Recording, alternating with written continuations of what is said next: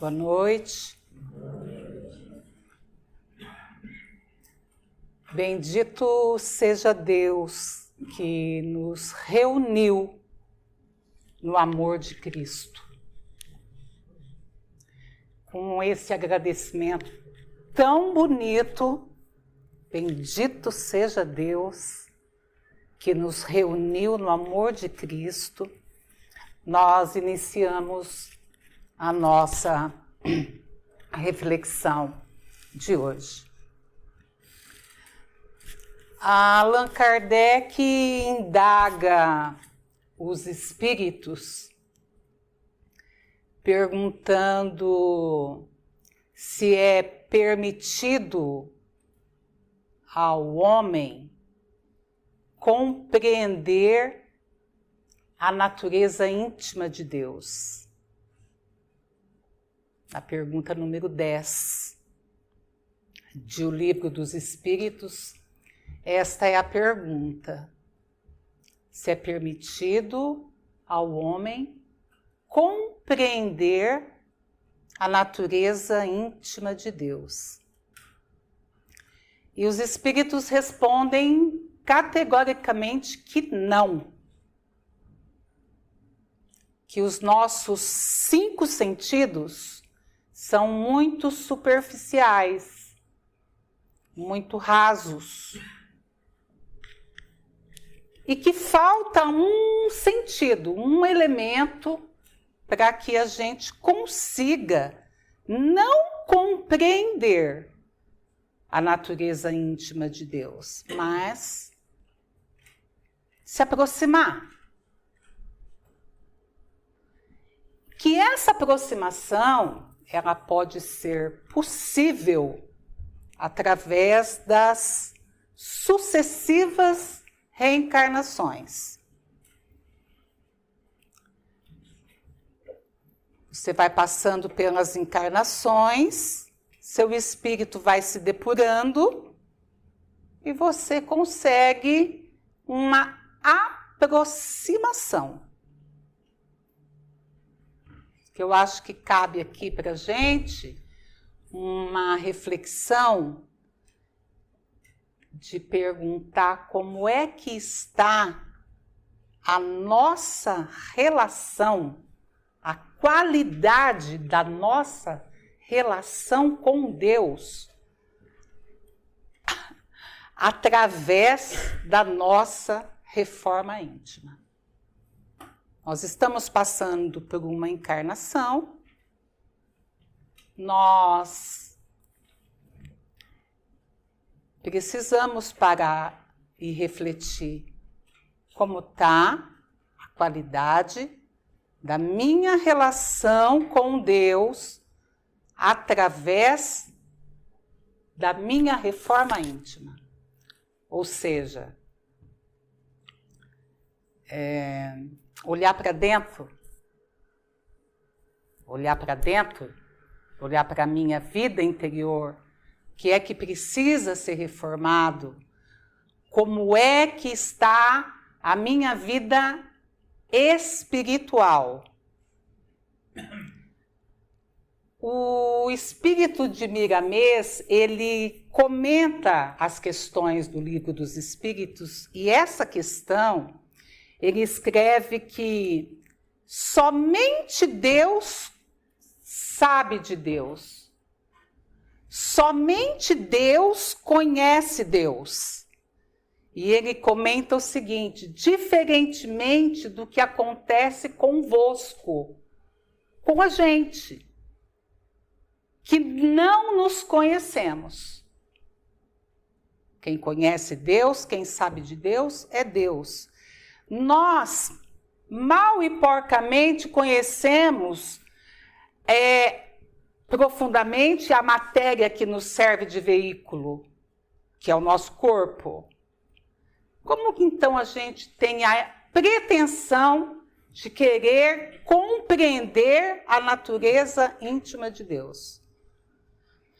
Quando eu li esse comentário do Espírito de Miramês, eu me lembrei da questão 919, de O Livro dos Espíritos também, em que é perguntado qual é o meio mais eficiente para que a gente consiga vencer as nossas más tendências. E a resposta é: conhece-te a ti mesmo. Então, a questão da autoavaliação. Somente Deus sabe de Deus. Vocês não sabem de vocês. Então, a gente precisa parar para refletir nessa questão da autoavaliação, do autoconhecimento. Não é autoavaliação, é autoconhecimento.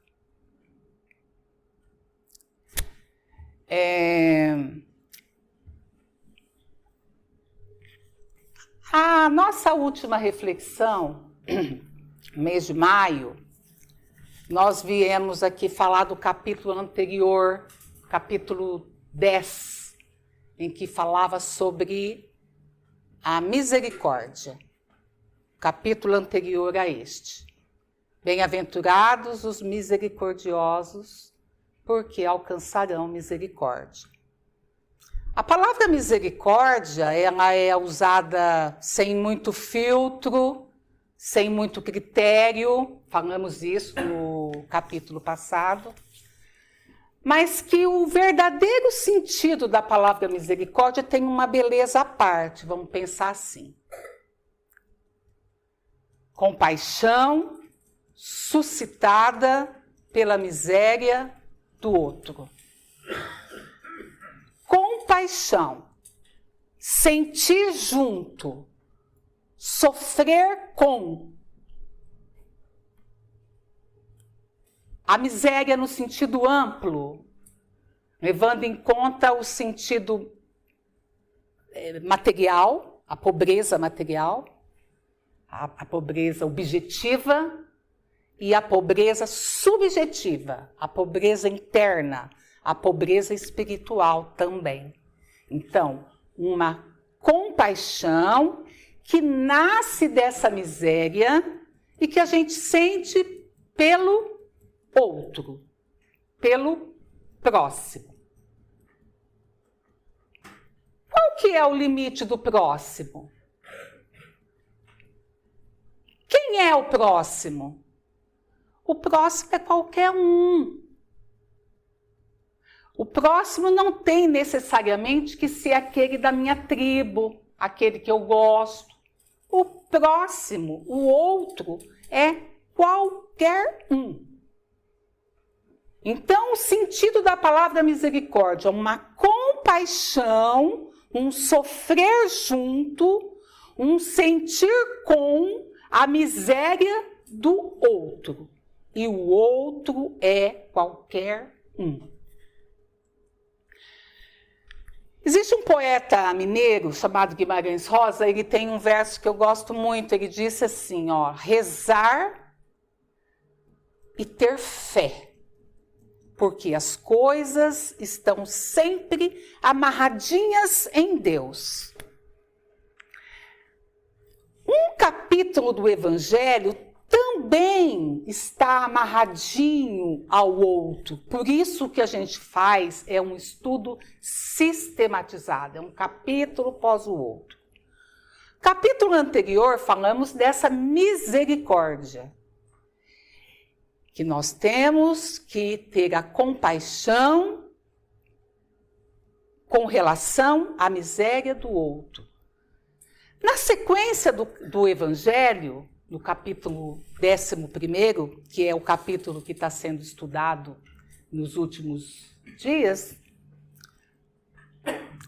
Kardec nos apresenta como amar este próximo. E ele nos mostra o mandamento maior de todos, o mandamento maior, através do título deste capítulo. Falou que ia pôr aqui, não pôs? Que é amar, amar o próximo. Como que eu tenho que amar esse próximo? Como a mim mesmo. Amar o próximo como a si mesmo. É desse jeito que você tem que amar. Então, eu também acho interessante a gente abrir um parêntese e comentar um pouquinho sobre essa questão da autoestima. Eu tenho que amar o próximo como eu amo a mim. Então, eu tenho que gostar de mim. A gente tem uma tendência, muitos de nós, assim, é para mim mesmo. É para mim mesmo. Em caso de pressurização, se você estiver num avião e as máscaras caírem, o que está dizendo para a gente lá? Primeiro coloque a máscara em quem? Em mim. Primeiro coloque a máscara em você, para você cuidar do outro.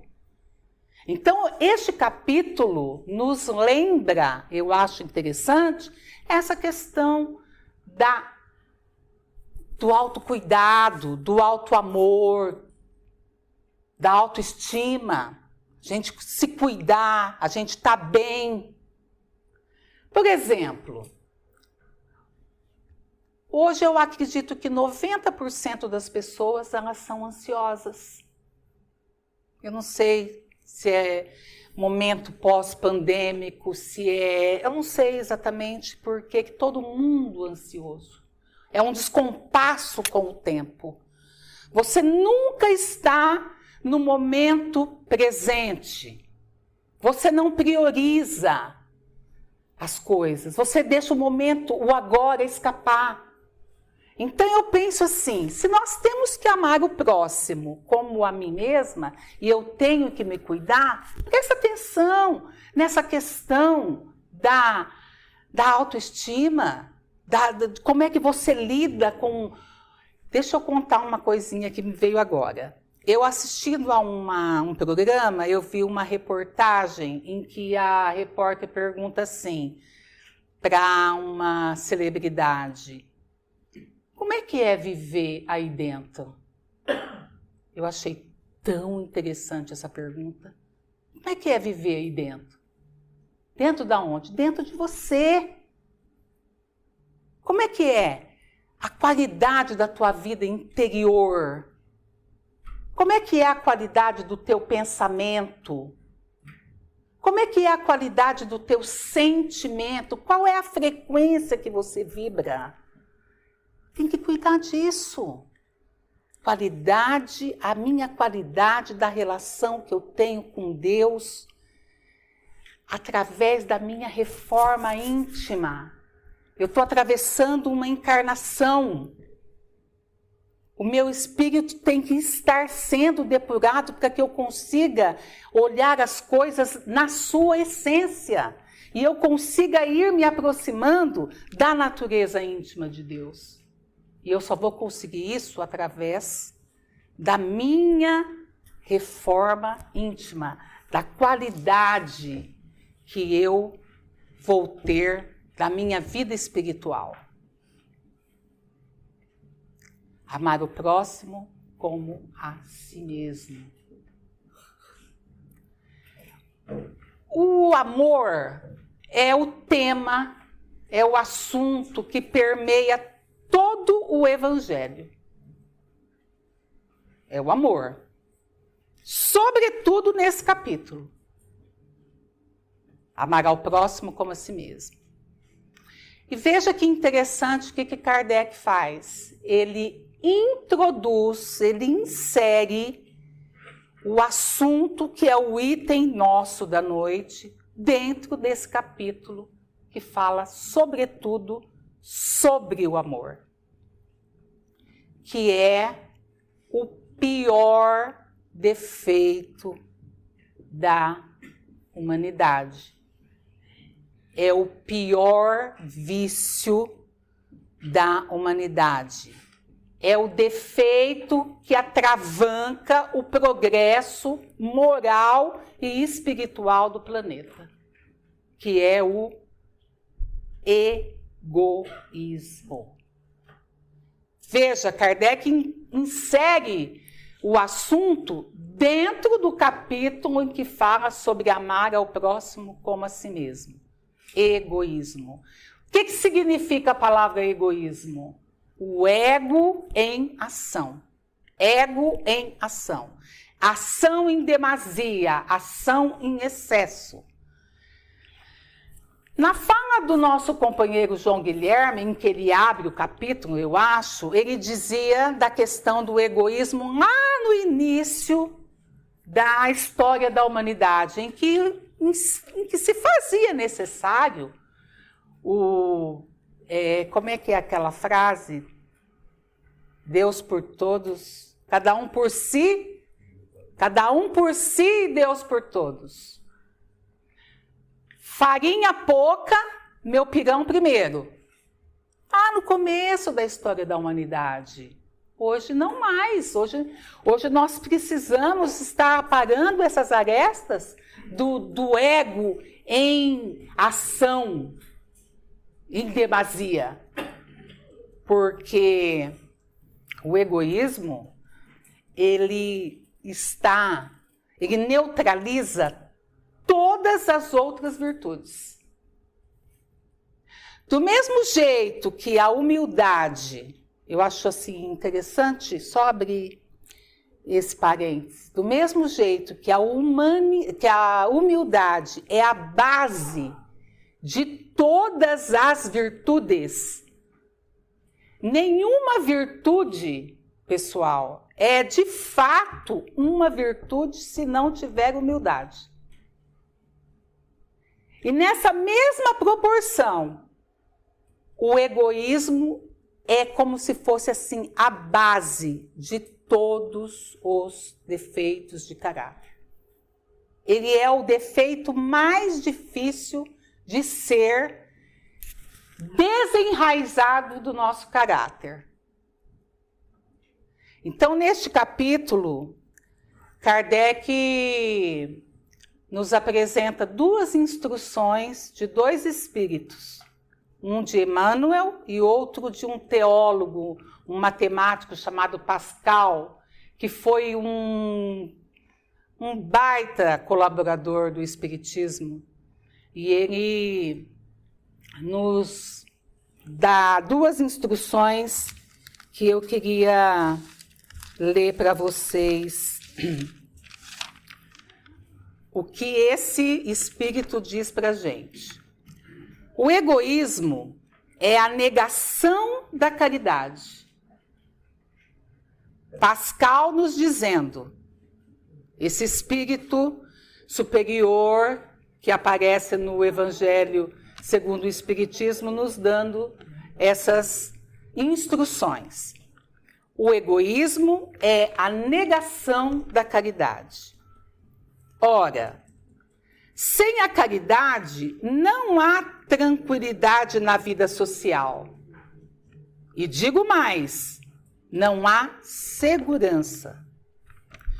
Como o egoísmo e o orgulho, que andam de mãos dadas, essa vida será sempre uma corrida favorável ao mais esperto.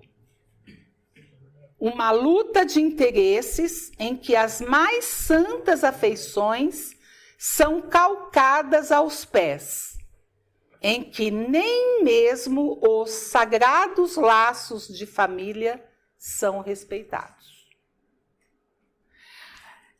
Os espíritos são indagados numa determinada pergunta, acho que 909, não me recordo, em que eles são indagados com relação se é muito difícil a gente extirpar os nossos defeitos de caráter. E eles respondem que não é nem tão difícil assim. Basta que a gente tenha vontade. Se eu tenho vontade, se eu não tenho vontade, eu tenho que pedir isso para o meu poder superior, para ele me dar vontade, para eu ir eliminando os meus defeitos de caráter. E uma coisa interessante, para a gente extirpar um determinado defeito de caráter da gente, nós temos que primeiro fazer o quê? Reconhecer ter. Né? Eu tenho que, por exemplo, para tratar um problema, eu tenho que diagnosticar o problema. Né? Então, eu preciso fazer nessa minha autoanálise, me vir enquanto um espírito imperfeito, em transição, que tenho egoísmo em excesso, meu ego inflamado, primeiro eu. Nós somos egoístas, né? Uns mais, outros menos, mas a gente precisa detectar o defeito de caráter para que a gente consiga extirpar, diminuir e depurando com o passar do tempo, né?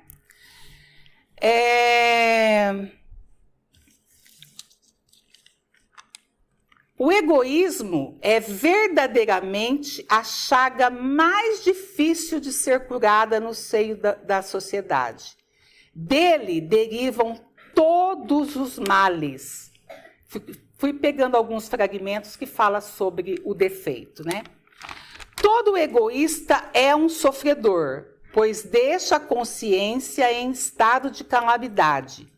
Destrói as possibilidades da alma ser útil ao semelhante.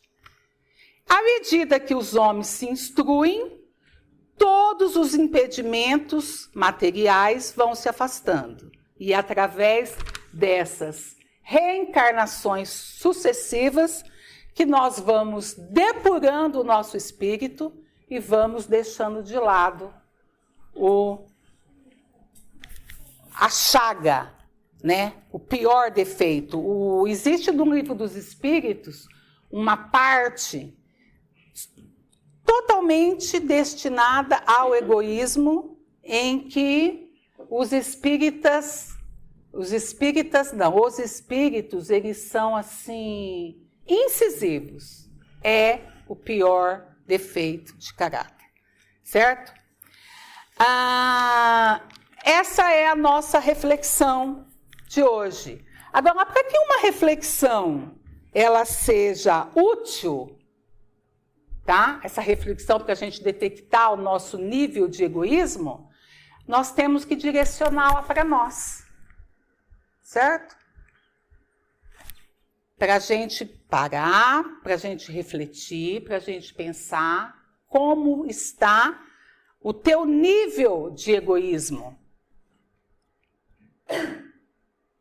Isso não. É difícil, né? Porque a gente tende a achar que nós não somos egoístas, né? Mas aí todo mundo é egoísta, né? A gente sofre muito pelos nossos, né? Eu fico vendo, eu sou uma pessoa dotada de boas qualidades, né? Eu gosto, mas eu trato bem, eu gosto e eu não sou egoísta só com os meus. Né? Só com os meus. Pelo menos na minha autoanálise é assim que eu me vejo. Né? Então, você não se vê assim? João, essa pergunta.